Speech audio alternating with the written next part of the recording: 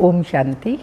बाबा के 29/9/2022 के साकार अनमोल धारणा युक्त मधुर महावाक्य हैं, जिनमें बाबा ने कहा, बच्चे बाप की आज्ञाओं का उल्लंघन नहीं करना है, सदा आज्ञा पर चलना है। रोज़ सबसे पहली आज्ञा अमृत वेले उठना, फिर है मुरली सुनना। तो बाबा ने कहा रोज़ मुरली सुननी है। साथ साथ बाबा ने कहा विक्रमों का बोझा समाप्त करने के लिए बाबा की सदा याद में रहना है, अभ्यास करना है, कोशिश करनी है, निरंतर बाबा की याद बनी रहे, सदा बाबा को याद करते रहना है। तो सुनते हैं बाबा के प्यारे महावाक्य। मीठे बच्चे, तुम गॉडली स्टूडेंट हो, तुम्हें किसी भी हालत में एक दिन भी पढ़ाई मिस नहीं करनी है। पढ़ेंगे लिखेंगे तो बनेंगे नवाब। सदा सोचो गॉड फादर स्वयं परम पिता परमात्मा पढ़ा रहे हैं टीचर बन कर के, और हम पढ़ाई मिस करें, कैसा लगेगा। तो ये बुद्धि में रही स्वयं परमात्मा टीचर बन कर के पढ़ा रहा है, तो कभी भी पढ़ाई मिस ना हो। क्वेश्चन है, जिन बच्चों का मुरली पर पूरा अटेंशन है उनकी निशानी क्या होगी। आंसर है, जो अटेंशन देकर रोज़ मुरली सुनते हैं वही अच्छी तरह जानते हैं बाप कौन है और क्या है। क्योंकि बाप के महावाक्य हैं कि मैं जो हूँ जैसा हूँ, मुझे कोटों में कोई ही पहचानते हैं। अगर पढ़ाई में अटेंशन नहीं तो बुद्धि में बैठ नहीं सकता कि यह श्रीमत हमें भगवान दे रहा है। वह सुना अनसुना कर देंगे, उनकी बुद्धि का ताला बंद हो जाता है, वह बाप के फरमान पर नहीं चल सकते हैं।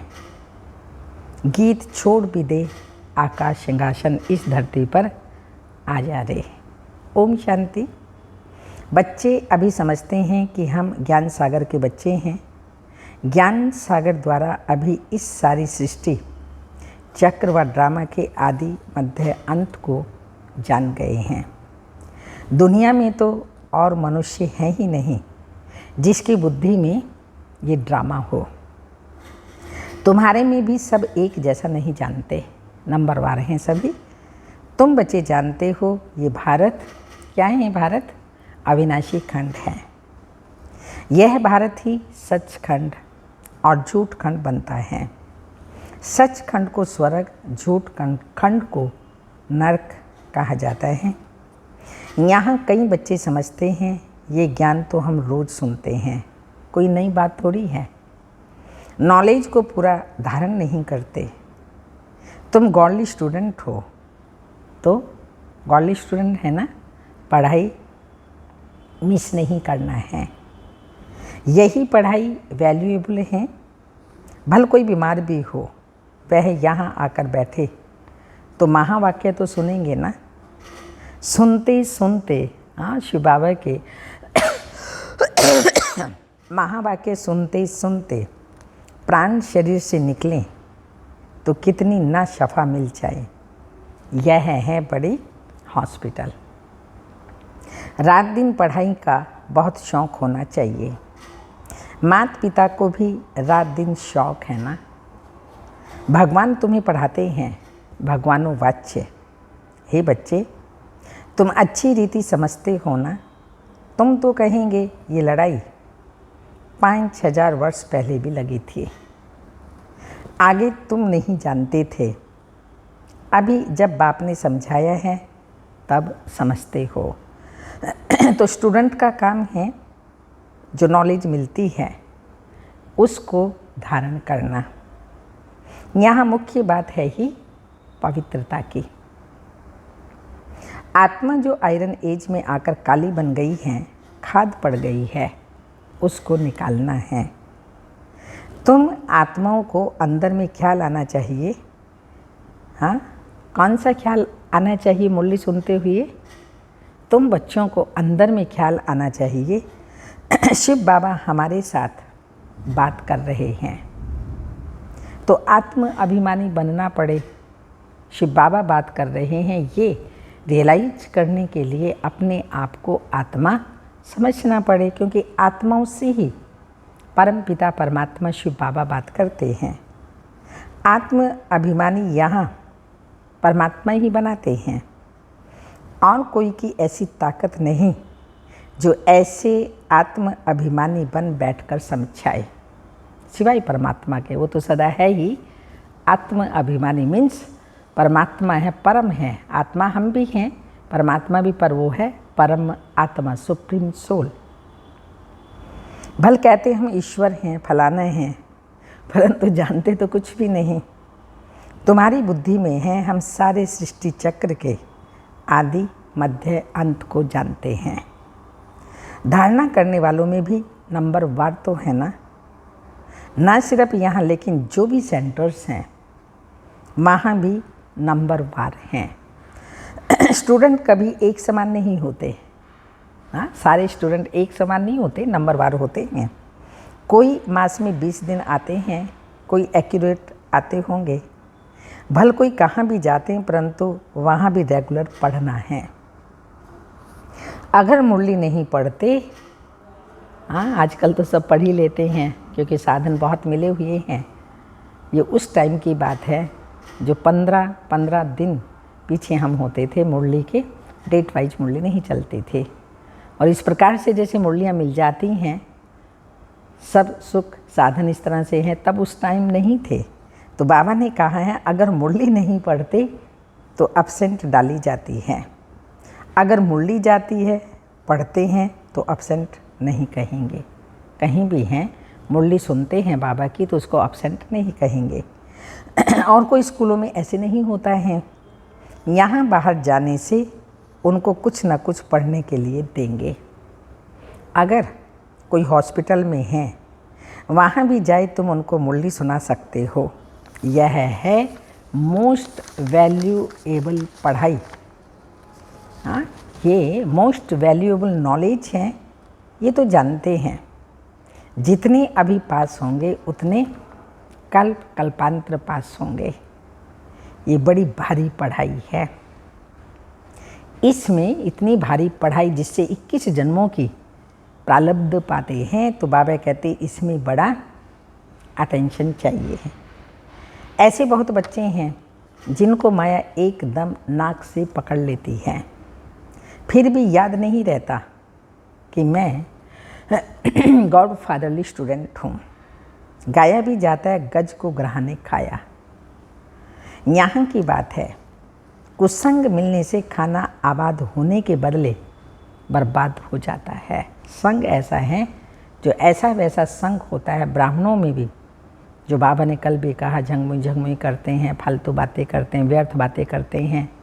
उनका अगर संग मिल जाता है तो बाबा क्या बता रहे हैं, खाना आबाद होने के बदले बर्बाद हो जाता है। बहुत थोड़े हैं जो अटेंशन से पढ़ते हैं। बात कहते हैं, मैं जो हूँ जैसा हूँ, विरला कोई मुझे समझ सकते हैं। अनपढ़ बच्चों को कोई बात कहो तो एक कान से सुन दूसरे से निकाल देते हैं।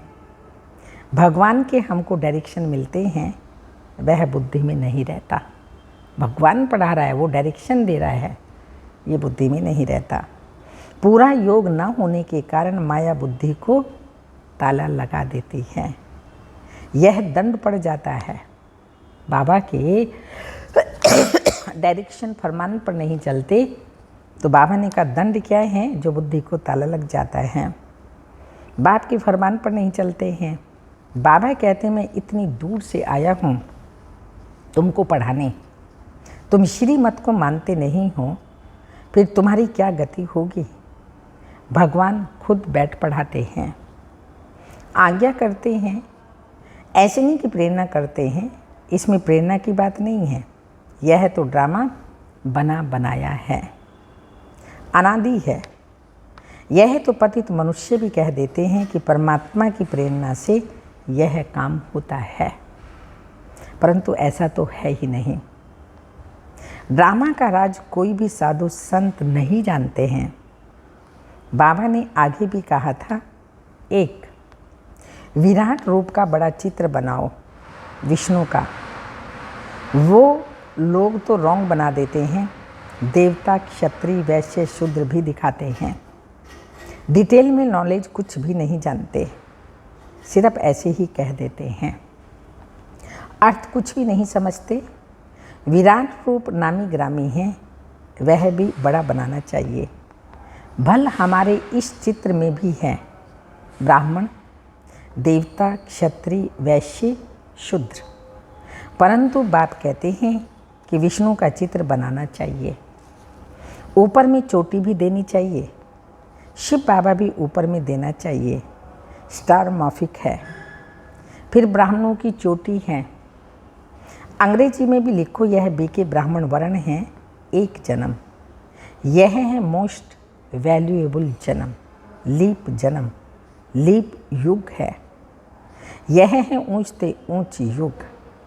इसको कोई जानते नहीं है, कोई भी शास्त्रों में यह नहीं है। पतित पावन बाप को बुलाते हैं तो इसका मतलब कलयुग का अंत है ना।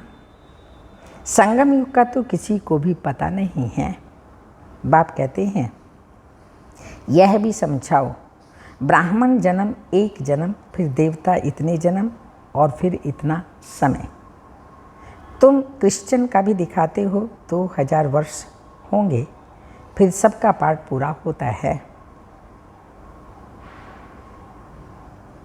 तो क्लियर लिखना चाहिए, ब्राह्मण वर्ण, देवता वर्ण, फिर क्षत्रिय वर्ण, राम राज्य, अभी है शूद्र वर्ण।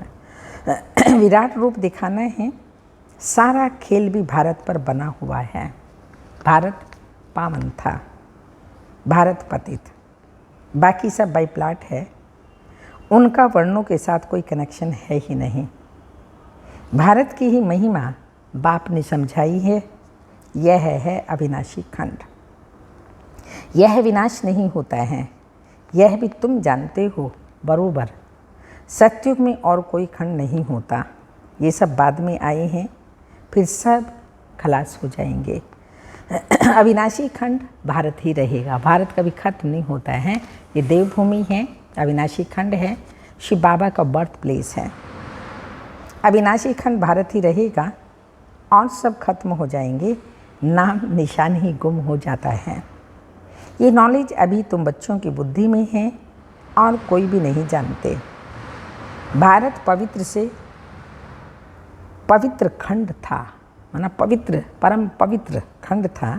भारत को कहा जाता है धर्म क्षेत्र। दान पुण्य जितना यहाँ होता है और कहीं नहीं होता। यहाँ फिर से तुमको सारे विश्व के मालिक पने का वर्षा देते हैं। तुम इतना ऊंच वर्षा लेते हो, तुमको ये वर्षा था फिर गंवाया।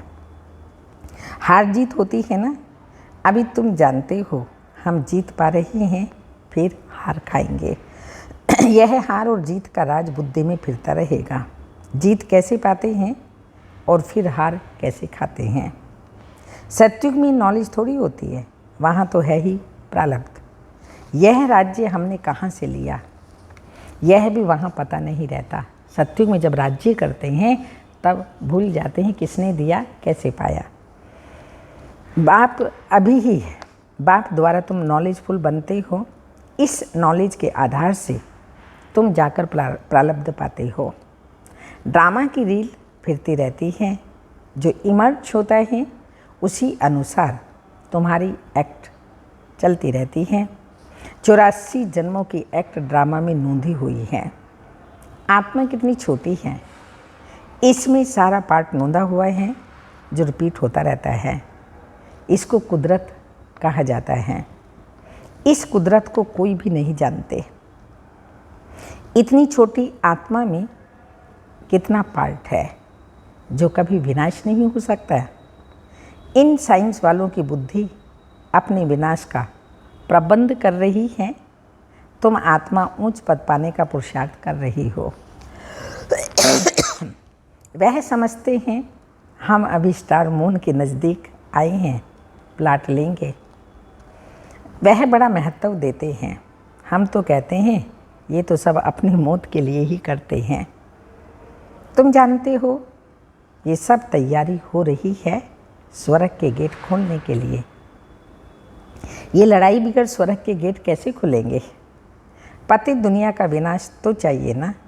इन बातों को विद्वान पंडित आदि थोड़ी जानते हैं। यह तुम जानते हो ड्रामा अनुसार नूंद है, तो तुम बच्चों को ये पढ़ाई पढ़नी है। कोई तो सुनते सुनते पढ़ते पढ़ते ख़त्म हो जाते हैं, कोई तो बैठे हुए भी हैं जैसे कि सुनते ही नहीं हैं। धारणा जब खुद में हो तब तो औरों को समझा सके। धारणा ही नहीं, सर्विस ही नहीं करते तो पद क्या मिलेगा? हाँ, स्वर्ग में जाएंगे, राजाई में आएंगे, परंतु सब तो राजा रानी नहीं बनेंगे ना। पढ़ेंगे लिखेंगे होंगे नवाब। जो नहीं पढ़ेंगे पढ़ाएंगे तो भरी ढूंढनी पड़ेगी। यह तो होना ही है। जाकर चाकरी करेंगे, राजाई में आएंगे परंतु चाकरी करेंगे ना। प्रजा तो ढेर बनती जाती है, लाखों की अंदाज में बनती हैं। उनके भी तो नौकर चाकर होंगे ना। प्रजा तो ढेर बनती जाती है, लाखों की अंदाज में बनती हैं, तो उनके भी नौकर चाकर होंगे ना। प्रदर्शनी में तो बहुत सुनेंगे, कुछ ना कुछ बुद्धि में बैठेगा। आएंगे भी वही जो स्वर्ग में रहने वाले होंगे। संन्यास धर्म वाले थोड़ी आएंगे। जो थोड़ा बहुत सुनेंगे वह तो प्रजा में आ ही जाएंगे। योग तो लगाते नहीं। विकर्म विनाश तो हो न सके तो पद कहाँ से मिलेगा? तो बच्चों को सारा राज समझाया जाता है। ये राजधानी स्थापन हो रही है। स्थापना जरूर संगम पर ही होगी ना। बाप कहते मैं आता ही हूँ कल्प के संगम युग पर। उन्होंने फिर युगे युगे लिख दिया है, तो भी 4 युग अथवा 5 युग कहो, फिर भी इतने अवतार क्यों दिखाए हैं? परशुराम अवतार, कचमच अवतार।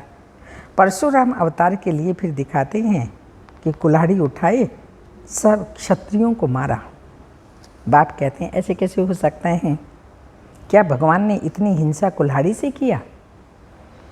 मनुष्य तो जो सुनते हैं सत्य सत्य करते रहते हैं, असत्य बात को भी सत्य मान लेते हैं। बाप कहते कि सभी असत्य बातें हैं, सत्य कोई भी नहीं। किसी को कहो तो बिगड़ पड़ते हैं। बाप कहते हैं युक्ति से काम लो। जुआ ऐसी युक्ति से काटता है जो सारा मांस खा जाता है, मालूम ही नहीं पड़ता। तो तुम बच्चों को बड़ी युक्ति से चलना चाहिए। बात तो बहुत अच्छी रीति समझाते हैं, परंतु कोई धारणा भी करे। मुख्य बात है ही एक। बाप कहते हैं मामी कम याद करो, तुम्हारे विक्रमों का बोझा खत्म हो जाए, सिवाय योग अग्नि के खाद निकल ना सके। नहीं तो कड़ी सज़ा खानी पड़ेगी। तुम्हें तो पासविद ऑनर बनना है, प्रजा तो बहुत बनती है नंबरवार। बाकी राजाई के लिए मेहनत चाहिए, श्रीमत पर चलना चाहिए। बहुत चलते चलते पढ़ाई छोड़ देते हैं। अरे गॉडफादर बैठा है, जहाँ जीना है ज्ञान अमृत पीते रहना है। बाबा बैठा है, पढ़ाई पढ़ा रहा है और पढ़ाई छोड़ दी। पर बुद्धि में आना चाहिए बाबा बैठा है तो हमें तो पढ़ते रहना है, पढ़ाई क्यों छोड़नी है? यह पढ़ाई है। पढ़ते पढ़ते फिर नई दुनिया में ट्रांसफ़र हो जाएंगे। क्लास नंबरवार ट्रांसफ़र होता है ना, यहाँ भी सारा पुरुषार्थ पर ही मदार है। कहते हैं हे पतित पावन आओ, तो ज़रूर कलयुगी पति दुनिया का अंत हो तब तो आए। बात कितना अच्छी रीति समझाते हैं। दुनिया में ब्लाइंड फेथ होने के कारण जिसने जो सुनाया सत्य सत्य करते रहते हैं, समझते कुछ भी नहीं। अच्छा, मीठे मीठे सिक्के लदे बच्चों प्रति माता पिता बाप दादा का याद प्यार, गुड मॉर्निंग, डायमंड मॉर्निंग। रूहानी बाप की रूहानी बच्चों को नमस्ते। हम रूहानी बच्चों की रूहानी माता पिता बाप दादा को याद प्यार, गुड मॉर्निंग, डायमंड मॉर्निंग, ओम नमस्ते। धारणा के लिए मुख्य सार हैं बाप की आज्ञाओं का उल्लंघन नहीं करना है, कुसंग से बचना है, रोज़ मुरली जरूर पढ़नी व सुननी है। भले आप घर में पढ़ लो, लेकिन सुननी अवश्य है सेंटर पर आकर के। संगठन में बल मिलता है, इसलिए संगठन में आकर के मुरली सुननी है। और कहते भी हैं जैसा स्थान वैसी स्थिति, स्थान के आधार से स्थिति भी बनती है। सेकंड पॉइंट है विकर्मों का बोझा समाप्त करने के लिए याद में रहना है। जब तक जीना है ज्ञान अमृत पीते रहना है। वरदान, विनाश के पहले एवर रेडी रहने वाले समान और संपन्न भाव। विनाश के पहले एवर रेडी बनना ही सेफ्टी का साधन है। अगर समय मिलता है तो संगम युग की मौज मनाओ, लेकिन रहो एवर रेडी, क्योंकि फाइनल विनाश की डेट कभी भी पहले मालूम नहीं पड़ेगी, अचानक होना है। एवर रेडी नहीं होंगे तो धोखा हो जाएगा, इसलिए एवर रेडी रहो। सदा याद रखो हम और बाप सदा साथ हैं। सदा याद रखो हम और बाप सदा साथ हैं। जैसे बाप संपन्न हैं वैसे साथ रहने वाले भी समान और संपन्न हो जाएंगे। समान बनने वाले ही साथ चलेंगे। स्लोगन, जिनका स्वभाव निर्मल है उनके हर कदम में सफलता समाई हुई है। जिनका स्वभाव निर्मल है उनके हर कदम में सफलता समाई हुई है। आज का अमृत पीले का पॉइंट है ज्ञान का चिंतन करो। सवेरे उठकर प्यार से गुड मॉर्निंग करो, ज़बरदस्ती नहीं, आलस्य से नहीं, प्यार से। तो खुशी का पारा चढ़े, परंतु माया चढ़ने नहीं देती। अगर बाप से कहाँ बेअदबी की तो माया एकदम बुद्धि योग तोड़ डालती है। फिर वाहियात फालतू बातों में बुद्धि लगी रहती है। स्वर्ग का मालिक बनना कोई मासी का घर थोड़ी है। हाँ, मेहनत तो करनी पड़ेगी ना, ऐसे ही बन जाए स्वर्ग का मालिक नहीं बन सकते। ओम शांति।